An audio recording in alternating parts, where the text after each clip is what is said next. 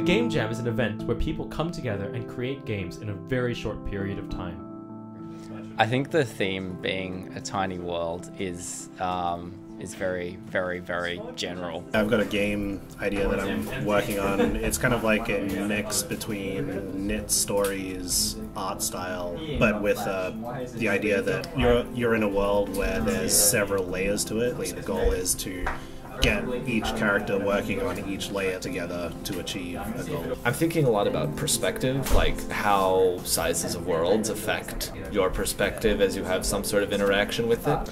Scope is everything, and to that end we actually have something called a scope leg, which is just like a regular leg except that it hits you in the face if your game is too large to be made in 48 hours. In our game you play as Kanye West's Twitter account, uploading his inane, crazy, out there, bizarre, life-inspired comments about himself and the world around him as fast as possible in order to build up the largest follower base that you can. The biggest issue is my ignorance towards programming, which I'm trying to rectify today by giving myself a crash course in Unity.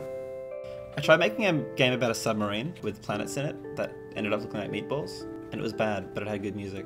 Like usual, when jamming, I've chosen to try out like a new engine. I'm trying out Flashpunk this time, so there's the usual like teething issues of figuring out how things work. Oh yes, because I know nothing about programming, I had to give up my game because I reached the limits of my ability there. But yeah, then Harry decided to recruit all the artists and all the other people that weren't doing anything, and we started making a cool game. Interestingly, even though we've had 72 hours to do it, there's only been a small window in that I've actually been able to work because we didn't even get started until the second day, and then we had to stop early because the programmer, Chris, who was programming it, had to leave early. Essentially, you're a man who's dressed like a plumber, but blue, because plumbers actually dress in blue, not red. And you have a gun that actually shrinks things, and then makes them regrow and shrink again and regrow and shrink.